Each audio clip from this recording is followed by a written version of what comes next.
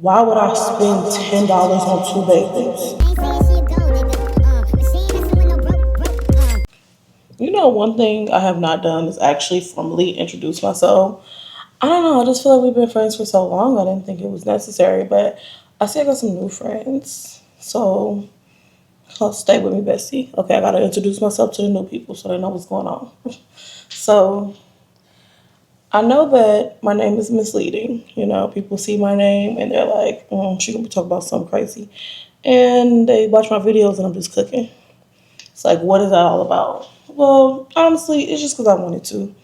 I feel like we should be able to just do things because we want to, okay? Not because it's better for our image or it's this or it's that. I wanted my name to be that, so it's that. And it's that simple. And I don't even mean to make it sound sassy or mean or nothing. It's just we spend all day like policing ourselves, code switching, you know. Like Tyler said, we got the mask on and we could take the mask off, okay? So I'm okay with my name being my name. I don't feel like I lose no opportunities because my name is my name. Um, I like that it helps me kind of easily reach my people. Okay, like I don't want to be so palatable that I gotta keep the mask on in front of people I don't want to be around. Okay, I like people who understand me, and that's why we're here. Okay, that's why we're doing what we're doing right now. We're not trying to be all up in everybody else's business. We got our own right here. Okay, so I've been cooking for a while. Like, I think like 2, 3 years at this point. But I really just came over here because it's like, it got to a point on TikTok where it was like, as much as people wanted to see my recipes, the app never pushed them. So I would spend a lot of time making a recipe in the TikTok format and it don't go nowhere. But when I try to put it in shorts at the time on here, on YouTube, it's like too long. So I have to like go and adjust the video. So it just became too much. I'm just like, I'm gonna just kick it with my people over there. Like they cool, but I like my people over here. And I really don't like flip flop my like audiences and it, whatever. If you on TikTok and you happen to find me on here, that's cool. But like I really don't promote my TikTok on Instagram and I don't promote my Instagram. I mean Instagram. She must be talking about me, baby. I don't get on Instagram. I don't promote my YouTube on TikTok, and I don't promote my TikTok on YouTube. I think I said that right. It ain't want to come out, okay? So for the last couple months, I've been, you know, on my own fitness journey, and I felt like it was important to kind of help people weed through all the noise that they find about their own journeys and everything. I'm sorry. I always got to talk with something in my hand. But yeah, it's just like we get so much information about what to do and what not to do when it comes to our own fitness journeys that it's just a lot of noise. Like every day something's right and then it's wrong. Do this and then don't do this. Like we constantly are going through that little cycle or whatever. So I took it upon myself to do actual research. So when I came to my research, I found out that what I wanted to do was be in a calorie deficit. If you take medicines and everything, that's your business. I would say talk to your healthcare provider before you talk about, you know, going into a calorie deficit with yourself, whatever. But because I can't speak to that. If you are just winging it at home, calorie deficit really is the way to go. It's a lot of recipes that I come up with on my own. Like I really have tried every recipe there is in this world and they all freaking suck. So I was like, at first I was like, I ain't really want to push my journey on other people. And then when it came down to it, I was like, okay, maybe somebody else needs the information that I had to conjure up for myself. Because when I go through them recipes, they suck. They're bad. So when I'm making my own recipes and like tracking my macros and everything, and I'm doing everything that I need to do, somebody else could be doing this and having a way easier time if I would just share it. So that's how I got to making the videos that I've been making as of recently. Now, am I always only gonna talk about calorie deficit stuff? No, I can't promise you that. I will have to what should I put on there? Like when it's not a video about like calorie deficit specific recipes, what should I put on there though? Because I don't want to like trigger nobody. They think like, say, if you trying to be off sugar for 30 days, I don't want to come up in here and make a homemade ice cream, and you like, girl. So I don't know, like what should I put on the video so people can like make the distinction quickly? Because I really don't know, but I come up with all types of recipes. Like I cook for other people, I cook for a family. I don't just make food for myself. And I think that's important too. Like usually when you see people like on a weight loss journey, they're only cooking food for themselves or meal prepping for themselves or a partner. And what about when you have a whole family? Like you're gonna make food just for yourself and then have to turn around and make them their own meals too? No. So I wanted to make sure that I was making recipes with real food, not just like everything protein powder, everything supplement.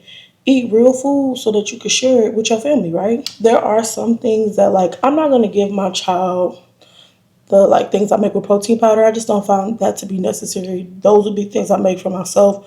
But I usually make things with like when I'm cooking with protein powder, I'm gonna make it in bulk, right? So that I can have it and then I'll make like, for example, if I was to make protein cookies, I'm going to make a big batch of protein cookies, and those will be for me. And then I'll turn around and make her my daughter, some cookies, right? So that she ain't feeling tempted to like have mine, and I'm not feeling tempted to have hers.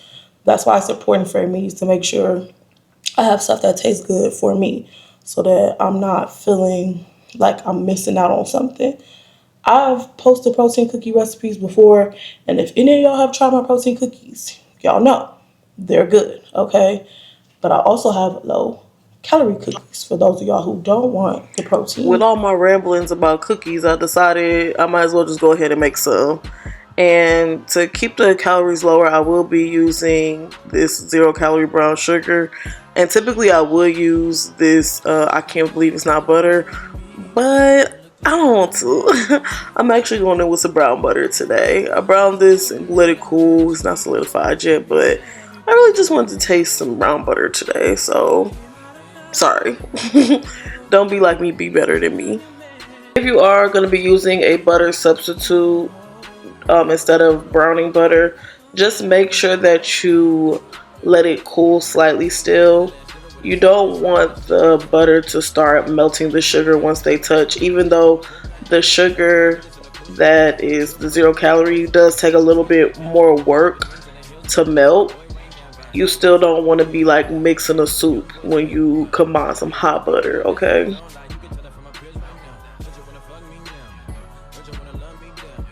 What was most important to me when I was developing this recipe was that I could make something that could be interchangeable with different ingredients, but ingredients that were obtainable. So it may not be the easiest to find like almond flour for some people. I do think it's getting easier to find, but like almond flour is expensive. So I did want to keep flour in this mix. So if you are somebody who's gluten-free, this cookie will not be for you. Or you could swap it with a 1-to-1 like gluten-free flour, but this recipe is a basic cookie recipe. It is not designed to be the skinniest cookie recipe you can find. It's just some slight swaps so that you can lower your calorie intake. That was really the focus, was just getting the calories themselves down, but having a sweet treat that still like hit the spot, you know? If you are new here, I do have quote unquote skinnier cookies, okay? I have a protein cookie and I have a lower calorie cookie that is even lower in calories than this one because I'm not using, you know, butter in that one. So yeah, you can head over to my cookie video, and I think I have like 3 or 4 in that video. I'm always coming up with sweet treats because I feel like that's what people are craving the most when they're making life changes. They're like, okay, how do I get my dessert in? It is not realistic to say that that banana with some peanut butter on top is gonna make you feel the way a chocolate chip cookie would feel. So let's not even try it, okay? And also, make sure you put salt in your cookies. It's ridiculous if you don't. It's literally there to enhance the sweetness, okay, babe?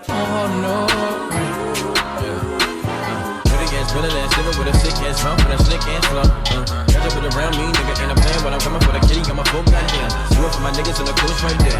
Do it for my niggas and the ghost right there. Niggas got killed for the boy, living dreams in the hills, and they waiting for the boy right now. Got hair by the time of the year. We are what them young boys feel. I kill, never be killed, that's real, no lie. You can tell that from my peers right now. Don't you wanna fuck me now? Don't you wanna love me down? Ray can't tie me down like Ray J said, but no, I'm down. Forget to get you owe me something. Take it like you owe me something. Of course, you can get as creative with the toppings as you like, but if you are looking to cut down on some calories, try to make sure you're steering clear of milk chocolate. Try to use something dark, something that is lower in sugar. If it's dark chocolate, it usually doesn't have like the milk and extra sugar in it. I'm not doing a lot in the batch, especially, you know, with this being a double batch. That was not a lot of chocolate chips, because I like to place them in my cookies. I'm very strategic about where my chocolate chips go, okay? Again, if you saw my last cookie video, you know I do have cookie rules. My first cookie rule is that you need to rest this dough. Do not go baking any cookie dough just straight out the mix. I'm sorry, it doesn't work. Rest this. I rest this for like 8 to 12 hours. Like I made this earlier in the day, and then I cooked the cookies at night. This would have been even better if I let them sit 24 hours. But that's also why I make a double batch, so that the next day I can really get that good cookie goodness, okay? But also, just keep some cookies on hand, you know? And I almost forgot, but add a little bit of salt on top of the cookie too. If you are watching your sodium, try adding a little MSG, okay? Just trust me on that fact.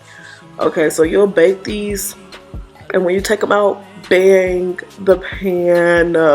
Okay, nobody talks about this. This is the cookie secret of all cookie secrets. Bang your pan, and it's gonna help those cookies kind of spread out, and the edges will get a bit harder, but the insides will be like so much chewier. Oh my goodness, it's really the perfect thing. Like, just look at how perfect this cookie is, right?